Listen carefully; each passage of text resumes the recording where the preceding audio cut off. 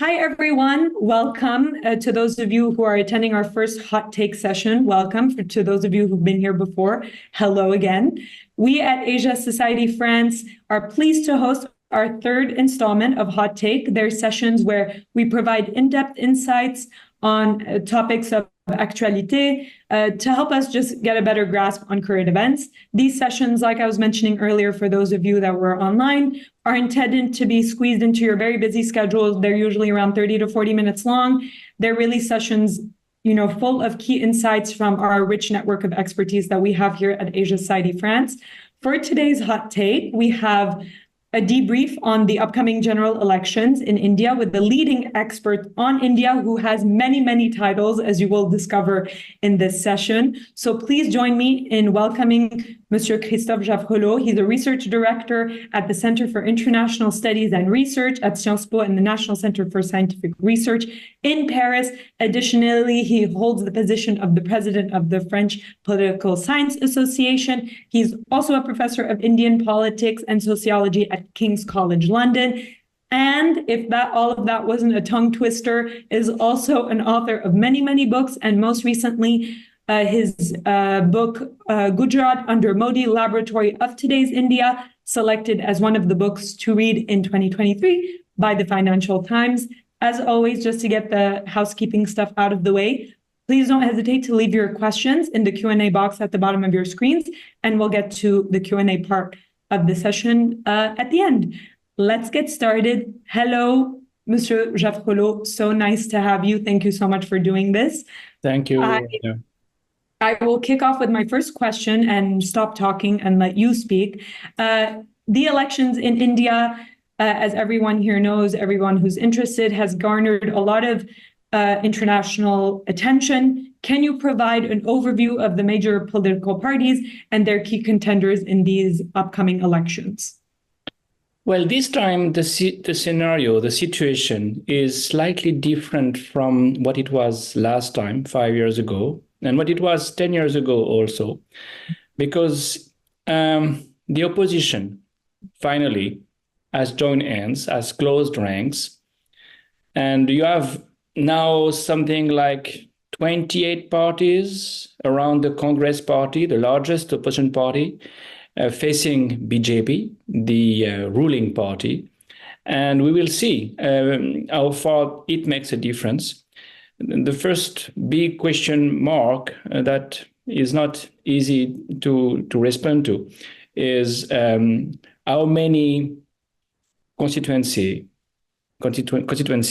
will see only one opposition candidate against the BJP candidate. And this is something we'll know very late in the day because the elections will last for 6 weeks and you can withdraw from the fray at the last minute. So it's after the elections will be over that we will know how united the opposition was. But that's the main difference. The rest is exactly the same. The same leaders facing each other: Narendra Modi, Prime Minister, Rahul Gandhi, the main opposition leader. And at the state level, the same state parties, the only difference being that they are doing some seat adjustment. They are more united than they used to be. Okay, great. Then I'll dive into the opposition a little bit more. How significant, in your opinion, is the unification, or how united is this alliance, and how do you think that will play out in the election results? Well, as I said, the main question is how far will they really decide a seat adjustment, as we say in India, resulting in straight fights. And it's really not easy to figure out now what will be the end result. Secondly, you may have rebels because those who are denied tickets because of this unity of the opposition may well stand as independent candidates or may shift to BJP. And incidentally, this is another very important new development. We've seen something like 1/5 to 1/4 of the BJP candidates coming from the opposition. Well, they came because they were attracted by some carrot, including a ministerial portfolio or whatever, but they also came because of some stick, because they were also under some threat of fiscal pursuit, any kind of punishment. But it's a lot. When you have such a large proportion of the candidates of the ruling party coming from the opposition, you have one clear indication that it's not a level playing field. And it's not for many other reasons, including, I'm sure we'll speak about it, the media scene and the financial scene. Yes, indeed. Those we'll get into that maybe once I ask you a little bit more of overview questions, and then we can get down to the nitty-gritty, as we say. How would you then describe? We've talked about the overview in terms of the parties at play and the political side. What are the sentiments in your view? What are the key factors that are playing in this election? What are the key issues that are shaping the narrative of the election? What is very surprising in India, but it's not only in India, you can see that in Erdogan's Turkey as well, is the disconnect between the popularity of the leader, at least after 10 years. Erdogan may not be as popular as he used to be, but after 10 years, he was definitely. And on the other hand, the economic situation, you can say the socio-economic situation. The Indian economy is not in a good shape. We have a growth rate that is certainly artificially exaggerated by the official statistics. At least it's a jobless growth. If there is growth, there is no job creation. Unemployment is a real issue. Joblessness is a big issue, especially among the youth.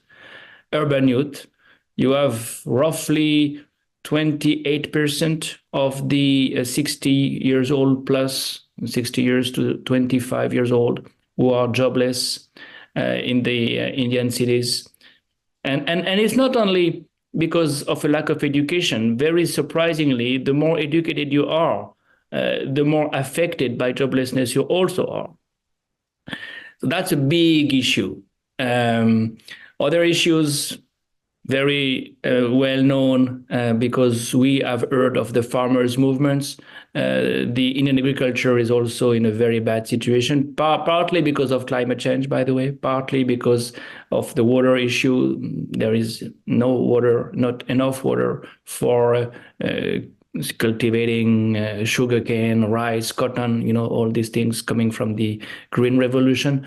And therefore, peasants are on the warpath. They have made the government change its mind on the privatization of the distribution of the retail sector, but they want more. They want minimum support prices, and the government is not prepared to accommodate them. And of course, one more point that needs to be said is that the industry is declining. It's a very strange development. India is getting a declining industry before being industrialized, really. So the share of the industry of manufacturing is eroding. We have now something like 14% of the GDP made by the manufacturing sector, which is 3 percentage points less than when it was when Narendra Modi became prime minister. One of the explanations is, of course, China. China is exporting a lot of goods to India. And that is also the reason why you have this huge trade deficit, more than $120 billion last year, which is creating clearly a dependence. India is depending upon China, not only for consumer goods, but also for many of its industries, including, by the way, the pharma sector. Pharmaceuticals are supposed to be a strong point of India. India is supposed to be the pharmacy of the world because of generics, but many of these generics are made possible only because of Chinese products. So it's not a good situation, clearly, on the economic front, except for the happy few, the rich ones, billionaires. And India has many billionaires. In fact, Bombay has more billionaires than Beijing for the first time this year, which is an indication of a gap between the rich of the poor and the poor that is phenomenal. But Narendra Modi may well get away with it because you have this disconnect between the assessment of your daily life and your fascination for the man. The real popularity of Narendra Modi comes from a form of fascination is the one who is seen by many as making India great again, because he is able to meet the leaders of the world, invite them at the G20 summit in September last year, and has cultivated this image of strength vis-a-vis the neighbors, including Pakistan. That's one very important emotional dimension of his popularity. Another one is, of course, the role he is now playing as a high priest of Hinduism. In January this year, he inaugurated a huge temple in Ayodhya, a temple that has been built exactly where there was a mosque that had been destroyed in 1992 by a Hindu nationalist activist from his own party. And when he inaugurated this temple, he really played the role of a priest, literally pronouncing the words, having the formulas, the Sanskrit formulas that are needed for this kind of inauguration. And we've seen him meditating in a cave, bathing in the Ganges, because even when he meditates in a cave, there is, of course, a photograph behind him. It's so powerful. The message is so powerful. He is above accountability. So we'll see, but it would be very surprising if he is punished, if he was punished. His party may be punished, because when you have state elections at the regional level, BJP does not do so well. But the same states which do not support BJP at the state level will support Modi as prime minister. That's probably what will be the scenario again. That has been true in the past. Okay, I see. Thank you for that. You touched upon a lot of things that I want to get into in this session, whether it's the India-China dynamics or his popularity and how that's changed. But I'll get to all of that. We started off talking about the key sentiments and kind of the narrative around the election. What about voters? Has voter turnout been a concern in past elections? And is it a concern in this upcoming election? And if it's a concern, who is it a concern for? The turnout, you mean? Well, yes. It's fascinating to see that today Indians are voting more than Europeans, French people for sure. No, if you look at the what we call legislative elections, general elections, in France we have now a very low turnout, 55% or so. India is at least 10 percentage points ahead of that, 66, 67, 68%. That's the rate, which is of course not enough, but significantly more than what we used to see till the 90s. So over the last 20 years, to vote has become something very important for everybody. And another very interesting development is women are now voting as much as men. And that was not the case at all. Till the 90s, 2000s, you had a very big gap of 10 percentage points. This gap is over. Sometimes women vote even more than men in some states, in the South especially. So, yeah, it's not a concern. Everybody votes.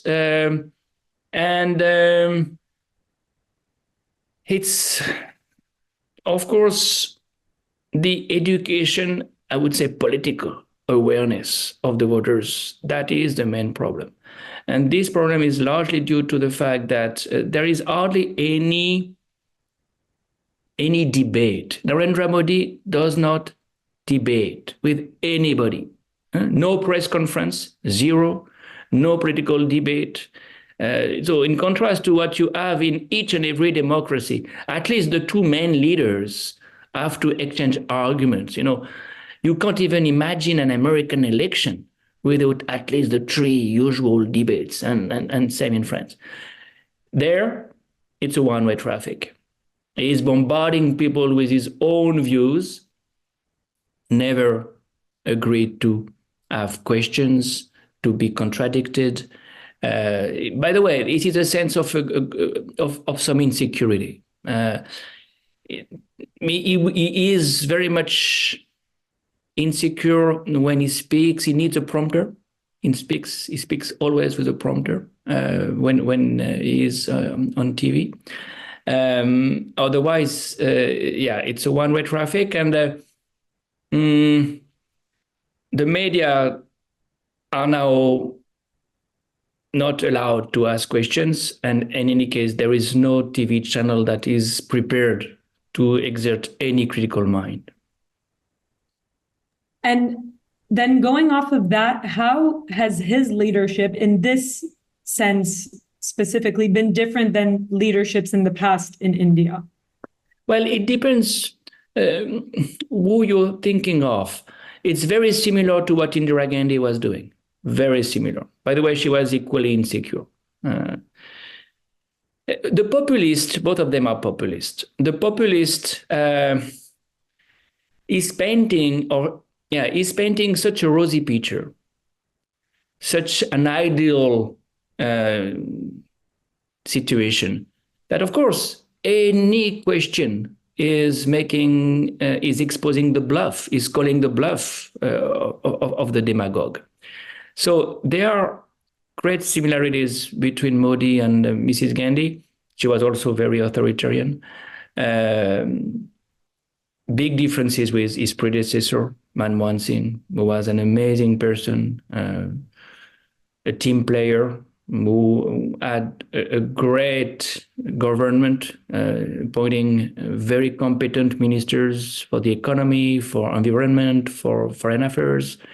Narendra Modi's government is just non-existent. You can name a couple of ministers. That's it. The others are not doing anything. The bureaucrats do the job. He is also very different from Jawaharlal Nehru, of course. And Nehru had set up a very collegial modus operandi, and he was very respectful of federalism. So he constantly consulted the chief ministers. By contrast, Narendra Modi has centralized power to an extreme that is completely unprecedented. When, for instance, he imposed the lockdown, India had a very, very tough time during the COVID pandemic. Something like 4 million people died. It was a disaster. It was very, very badly managed. And one of the reasons why it was so badly managed was that it was not a fight that a battle that they fought together, but he imposed the lockdown in 6 hours without taking any advice, without consulting the chief ministers, the state governments. But there are many other examples. When he demonetized, when he withdrew in 2016, 85% of the money in circulation, again, he did not take any advice. He did not consult anybody. And the result was a very bad economic crisis. By the way, you can say that India never recovered from this 2016 decision of demonetization. If we have such a bad economic situation, it's largely the legacy of this decision that was made in the name of anti-corruption drives. In fact, he wanted simply to to prevent opposition parties to use their own cash to win elections. I see. I'd like to talk about that, maybe his models a little bit more, because I know you talk about that in your recent book, Gujarat under Modi, Laboratory of Today's India, which we will do a separate talk on next month. So all of you listening here, you can stay tuned for that. That'll be online next month. Your book touches upon themes of identity politics, Modi's economic model, and some of the controversies that have gone on. Can you shed some light on all of this and why you describe Gujarat as the laboratory of India? Well, this is the main thing. This is, for me, the most interesting thing. It's very rare to see a political system that has been shaped, constructed at a regional level to be scaled up to a semi-continental level. He invented a system for 60 million people, and he could transpose it for 1.4 billion people. Well, this system for me has four pillars, and I will list them very quickly. One is, of course, polarization along ethno-religious lines. You polarize society, in fact, to transform the religious majority into a political majority. And Hindus are 80%. If you polarize by promoting Hinduism, by denigrating Islam and Christianity, by also engineering communal violence, then at the time of voting, Hindus will support BJP more, and that's what happened, and that's what he continued to do after 2014. But there is another pillar that is also seen in Gujarat and then transposed in India at large, that is the capture of institutions. You can even say the desinstitutionalization of the state. Personal relations, personal power prevail over the institutions. The first targets there are always the police and the judiciary. By the way, it's not the only one. All the national populists have targeted the judiciary. You name one, Orban, Kaczynski, Netanyahu, of course, Erdogan. The judiciary is their bête noire. They can't stand the independent power of the judiciary because they have to prevail, and they can say, I am the people. Who are you? In the name of what legitimacy can you resist me? So that's the second pillar. And incidentally, many policemen who were in his entourage in Gujarat have come to Delhi. Many people have traveled from Gujarat to Delhi. Third, a very specific political economy. The political economy of Gujarat was already very special because most of the businessmen, successful businessmen in India are Gujaratis. You name one big businessman, he comes from the state. He may be in Bombay, but his ancestors have come from Gujarat to Bombay. So, for instance, the Tatas, but also the Ambanis, but of course Gautam Adani. These are the winners in Gujarat and the winners today in India. How does that work? Very simple. You see these people getting free land for their factories. The Nano, for instance, the Tata car was made in a place that was literally given to Ratan Tata by Narendra Modi. You also have privatization. Nowadays, Gautam Adani benefits from privatizations of airports, of seaports, and also in the telecom, huge sectors of the territory of India are granted to these oligarchs. These are oligarchs. This is a system of oligarchs. In return, of course, they pay for the election campaigns. They pay for very costly election campaigns. The populists have to saturate the public sphere to convince people that they are the people. So last time in 2019, BJP spent $3.5 billion in the election campaign. This is a huge amount, unprecedented again. So political economy. And the fourth, of course, the fourth pillar of this system is Modi himself. He has learned how to be a great leader in Gujarat. He has learned how to use social media. He has learned how to use holograms. He has known how to use TV channels. He created a TV channel for himself in Gujarat. And that has been transposed at the national level when he became prime minister. So this is really a kind of experiment that political scientists will probably ponder upon, because not only it's unprecedented in India, but I think it's unprecedented across the globe. How do you transpose a state, a regional model into a national one? That's what the book is about. Well, we're looking forward to diving into the book specifically more in a couple of weeks. So stay tuned for that. I want to touch upon something you said earlier, which was some of the parallels that you were making between Modi and other leaders. Can you talk a bit more about that? And where can we see perhaps a modification in terms of policy or in terms of leadership in other countries? Well, this category, the category of the national populists, have two things in common. They are nationalists. They claim that they are strong enough to defend their nation. And they define their nation not as made of all the citizens living in the borders of this nation, but as the sons of the soil, those who were born there, those who are not migrants, who are not immigrants, who are the majority of the people. They're nationalists, sovereignist, nativist, but they are also populist.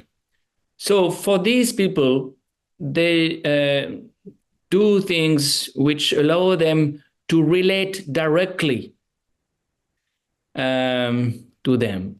So they disintermediate politics.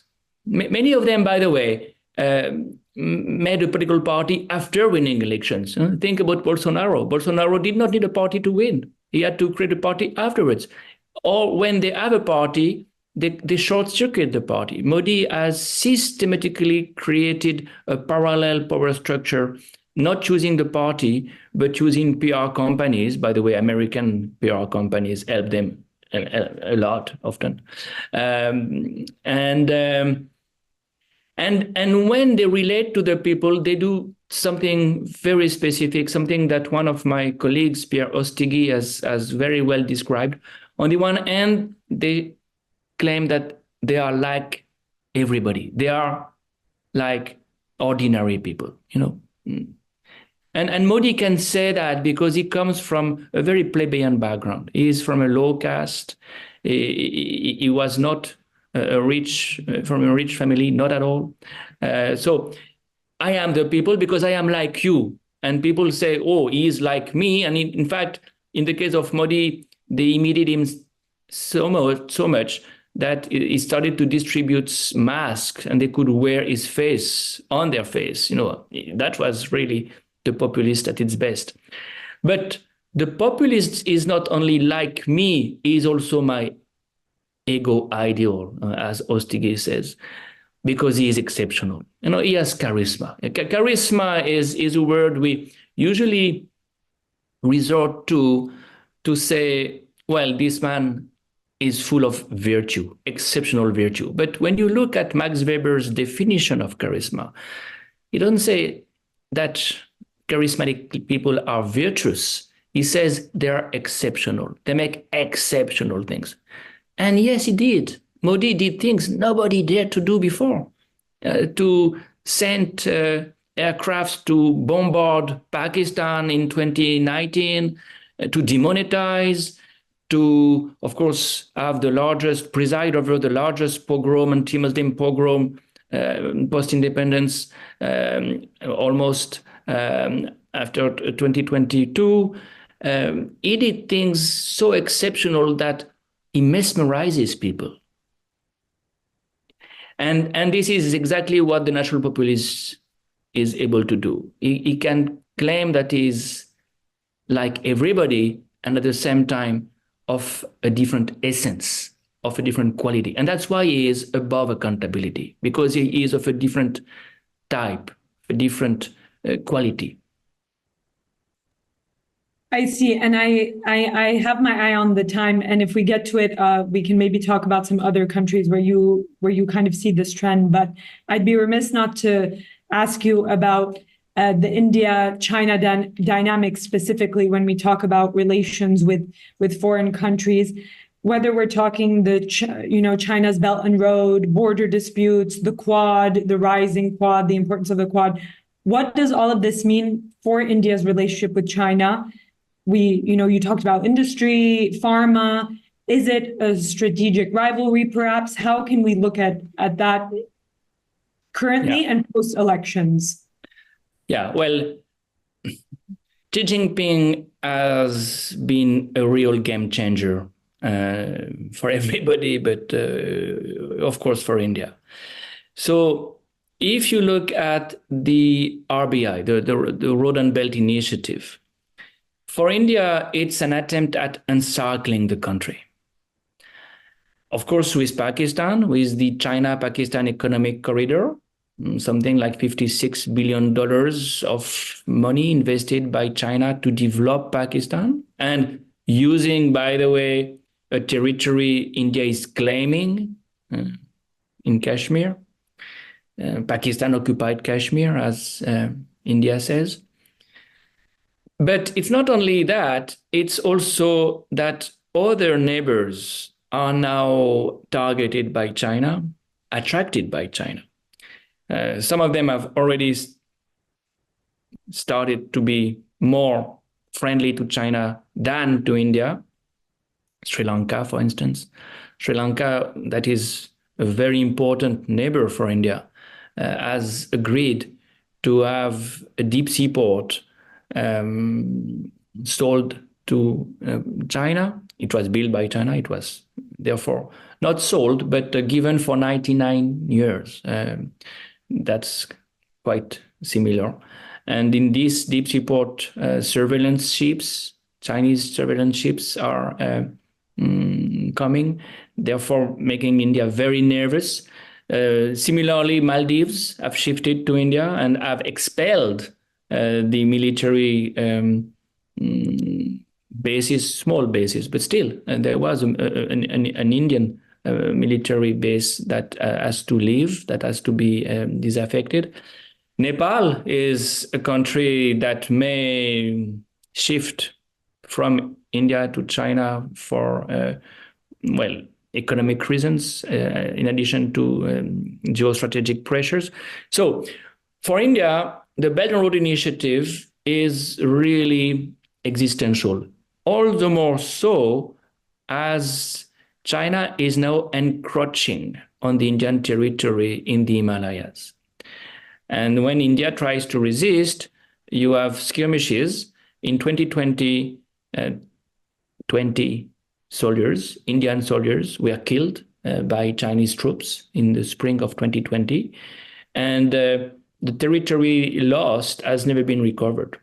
In fact, it is so embarrassing that India denies that it has lost any territory to China. But the satellite photographs show that this is the case. And therefore, you mentioned the Quad. Yes, that's why India is joining hands with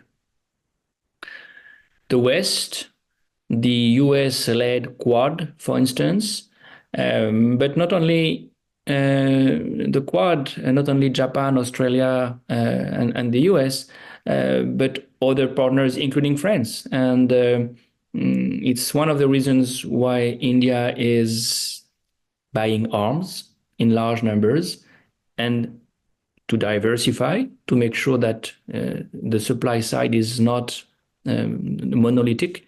India buys to France as much as to, well, almost as much as Russia these days, and the US and Israel and others.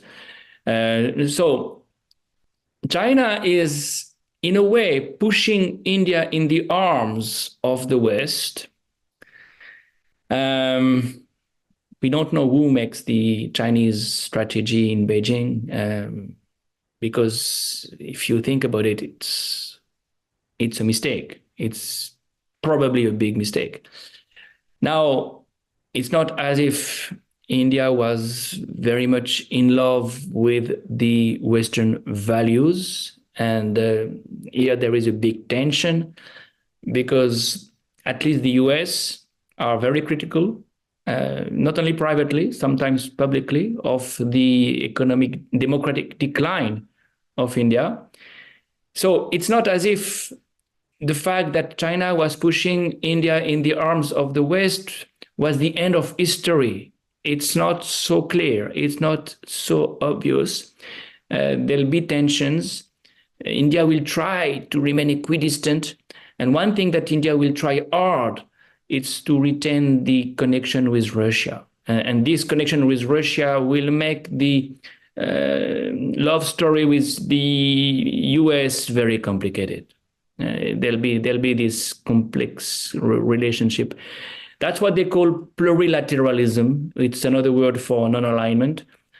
That's what India is so much after, has always been so much after, and is still willing to develop.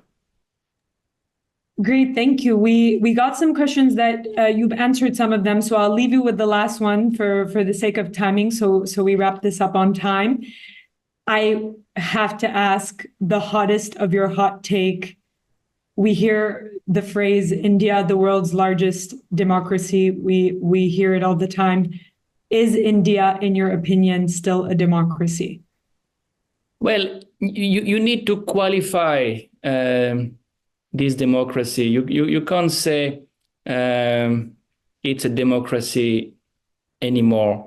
You have to qualify that. For instance, it's certainly an ethnic democracy in the sense that minorities are not equal citizens. Similarly, you would say it's an illiberal democracy. I don't like this formula because it's really an understatement to my mind. I would prefer to say it's a system of electoral authoritarianism. You have elections, but it's not a level playing field, and there is no rule of law. There is an insufficiently developed rule of law for the democratic quality of the country to be retained. Democracy cannot be only voting. To vote is only one part of the story. The rule of law is the other part. And by the way, elections are not free and fair, do not remain free and fair if you don't have rule of law.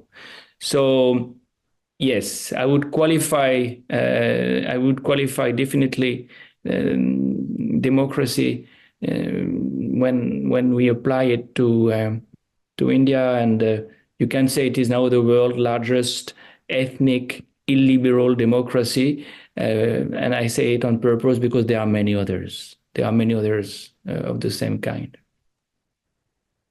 Well said, Monsieur Jaffrelot. Thank you so much for being with us today. Thank you so much for answering everybody's questions. Thank you to everybody who joined.